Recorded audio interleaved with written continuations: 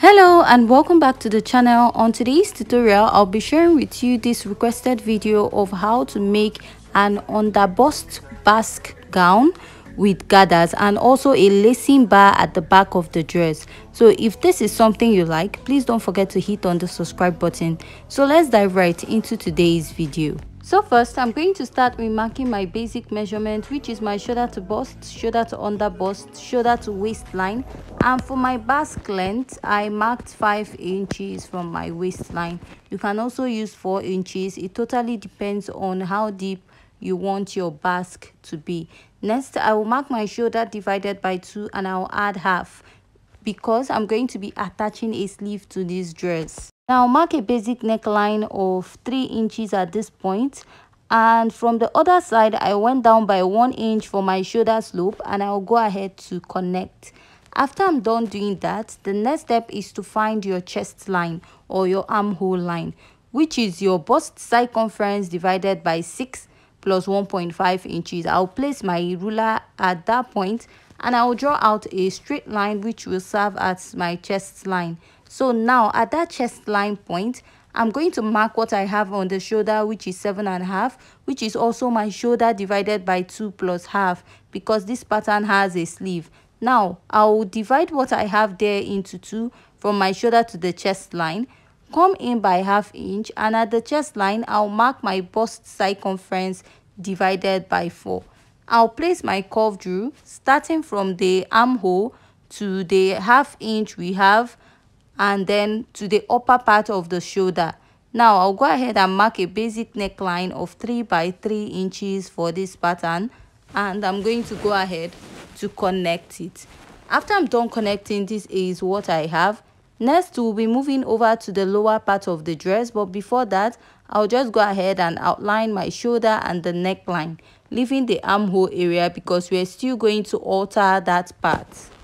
So the next step you want to take is to go ahead and mark your dart. So I'll be marking my nipple to nipple divided by 2, which is 7 inches, divided by 2, I have 3.5 inches. And I'll go ahead to mark all the way to the lower part of my dress. And after marking, I'll place my ruler and I'll connect a straight line. After I'm done marking that, I'll be taking a dart intake of 1 inch on both sides. So if you're plus size, you'll be using 1.5 inches, or if you're a bit busty, you'll be using 1.5 inches at this point.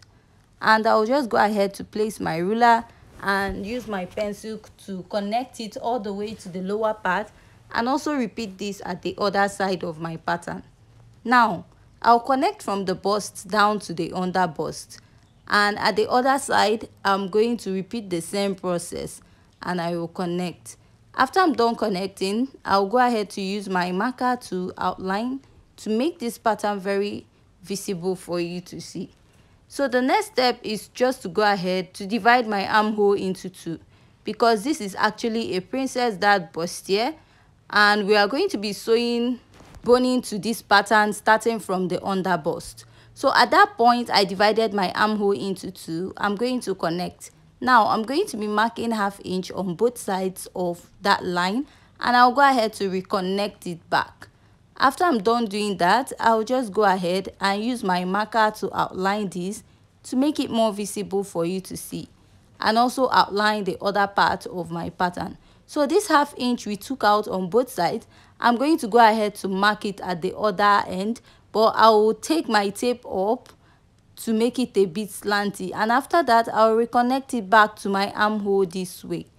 Next is to insert my body measurement. I'm going to mark my bust circumference divided by 4, then measure this ½ inch on both sides, that is 1 inch, and add my sewing allowance. So you can use 1.5 inches to 2.5. Here I'll go ahead to mark my under bust measurement divided by 4, measure this dart intake, and I'm going to go ahead to replace it and also add my sewing allowance. At the waistline, I'm going to mark my waist circumference divided by 4, measure this 2 inches, dart intake, replace, and I'll add my sewing allowance to it.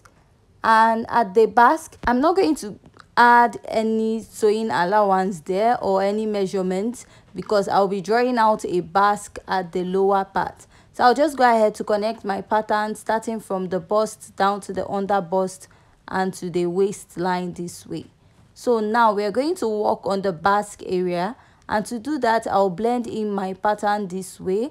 Make sure that your waistline is meeting at the other side of your pattern, and from my sewing allowance I added is 1.5 inches. I'll mark that out, and after my sewing allowance I'll come in by ½ inch. Then I'll place my ruler and I'll go ahead to connect all the way to the lower part. So why I came in by my sewing allowance and that ½ inch is to make sure that my pattern matches at the back, so that my waistline at the back does not have a basque, so that it will meet when I'm sewing it. So we are done drafting out the front pattern, and while we're sewing this, we're going to be sewing boning on this pattern in front, starting from the under bust part of this dress. So if you find this tutorial very interesting and you haven't yet hit on the subscribe button, please don't forget to hit on the subscribe button, give this video a thumbs up, leave your comment, and if you have any question pertaining this particular tutorial, you can also leave it at the comment section. So after I'm done cutting, this is what I have. Now we are going to move over to the back pattern, and for the back pattern I added a zipper allowance. This is for people that would like to add a zip to their dress. So I'll be making the back a 2-in-1 pattern, that is with a zipper and also without a zipper.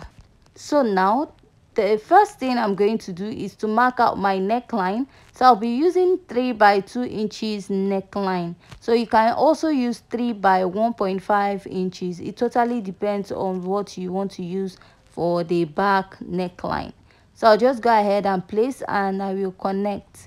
And after that, I'll go ahead to come down by 1 inch after my neckline this way, and I'll mark.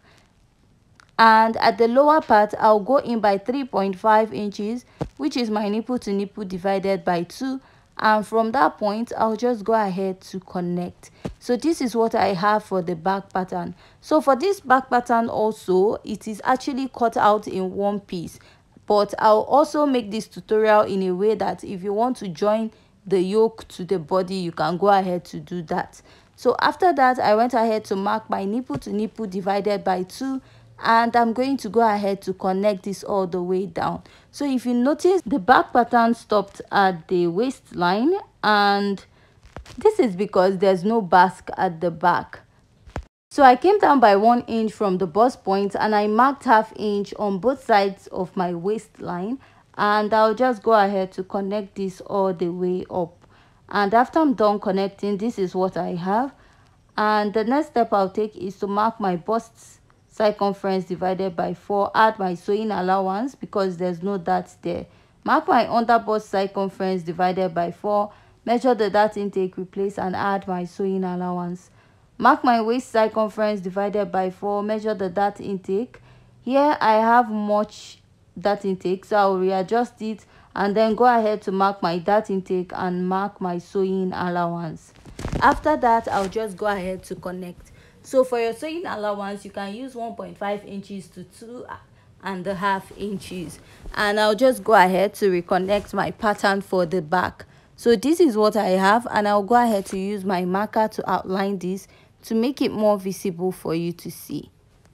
And I'll also go ahead to outline the other parts of my pattern to also make it visible. So just like I said, this pattern is in one piece, but I'll be making mine in 2 just in case you want to make yours. So from the chest line, I came down by ½ inch and I reconnected this, and this part is the zipper area. So to take out the bulginess, you're going to come in by ½ inch and you're going to take it all the way down.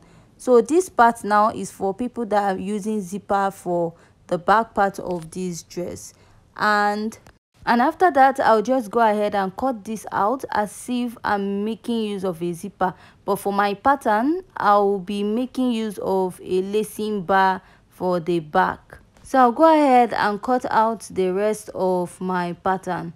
And after I'm done tracing it out, this is what I have. So I'll go ahead and take out the zipper bulge at the back of the dress.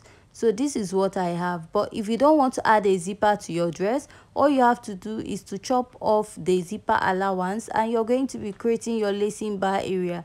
So for this lacing bar area, you can use any measurements of your choice, but I'm using 2 inches for this, and I'll go ahead to connect. After that, I'll just make a dot to indicate that this is the lacing bar area, and I'll be cutting out the excess that I have at the back of the dress. So this is what I have, and I'll be blending in the dart. So for my back, I'll be cutting it as one piece, just like we have on the thumbnail. But if you want to make your back a 2-piece, you can go ahead to cut this out and rejoin it, and also cut out your dart area and rejoin it.